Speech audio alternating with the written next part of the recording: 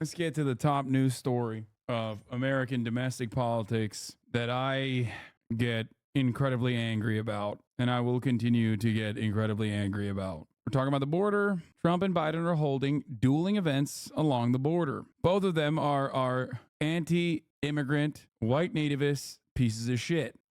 They're dueling on who's going to fund the border wall better at this point, which is insane because you will never be able to out-racist the Republican Party. Let's continue. Between Donald Trump and President Biden over immigration policy will be on full display today at the southern border. Why? Because the two frontrunners in this year's campaign will hold dueling events along the Rio Grande. I don't think the Biden camp is even considering what kind of impact this might have on states like Nevada, on states like New Mexico, maybe even Arizona, places where there are a lot of young Hispanic voters. You need young Hispanic voters to win the election as a Democratic Party. This kind of sentiment being expressed by a person who is already unpopular in said demographics is going to only further embolden people into not voting. Very important to consider. I understand the calculation the Democratic Party is doing, where they think that, the anti-immigrant sentiment has taken hold on the minds of many, many American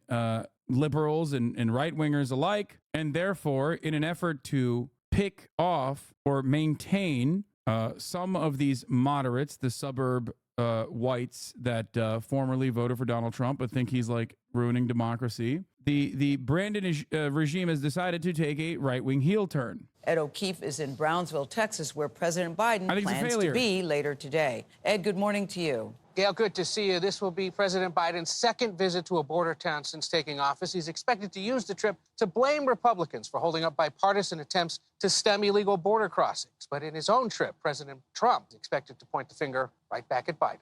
Under Biden, we now have the worst border in the history of the world. The only reason the border is not secure is Donald Trump and his MAGA Republican friends. There have been a record. Notice how both parties are saying that the border is fucked up and that we have to deal with it not by creating a more streamlined approach to immigration processing, but instead by being more ruthless and cruel. And Biden is saying that he's going to be even crueler than Trump. No one believes him. No one. That's it. 2.4 million migrants apprehended at the border in just the past fiscal year. The president and congressional Republicans are blamed about equally for failing to come up with a solution. So as he continues pushing Republicans to act, the president is coming to Brownsville, where illegal border crossings are now down, says Chris Cabrera, who leads the It's fucking awesome, dude. local border patrol union. I'm glad he's finally here, but I think the timing's a little off. I mean, Just like the Democratic Party so consistently will just be like, yes, the Republicans are right, actually,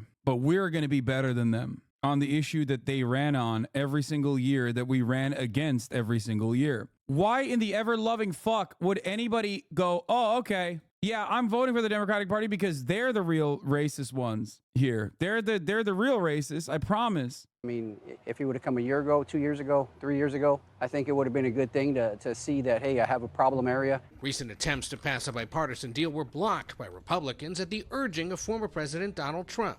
I think we killed it. I think it's dead. Today, he'll be about 325 miles to the west of the president in Eagle Pass, the center of a standoff between the Republican Governor Greg Abbott and federal officials over how to police the border. It's overkill to me. Adam Rodriguez owns a business near the park and has lived in Eagle Pass for 30 years. We're known around town and through other small towns in the area as illegal pass. But Rodriguez says that's unfair. We raised our kids here, you know, and there's never been any criminal element. You don't have to worry about walking down the street.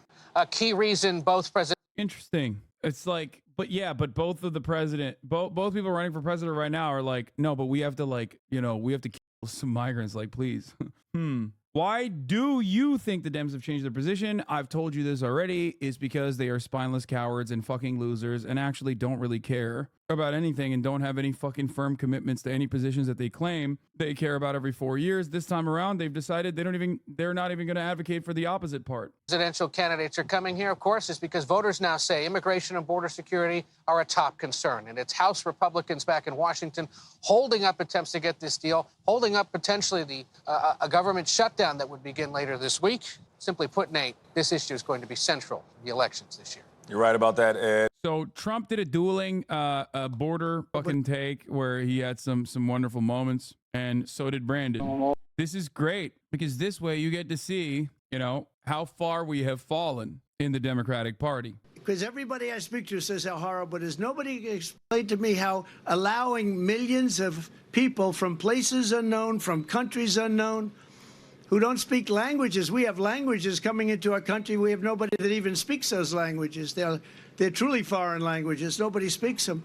They're speaking languages that nobody speaks. Mexican. Folks, believe me when I say nobody speaks Mexican. Not even the Mexicans, folks. Folks here in Brownsville and all along the border know that. We need to have their backs, your backs.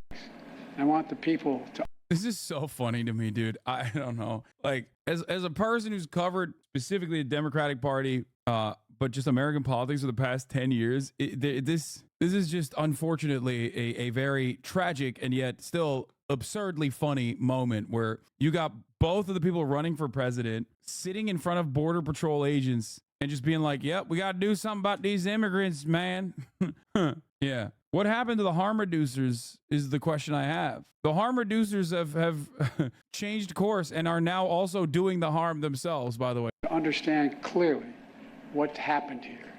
This bill was in the United States Senate, was on its way to being passed.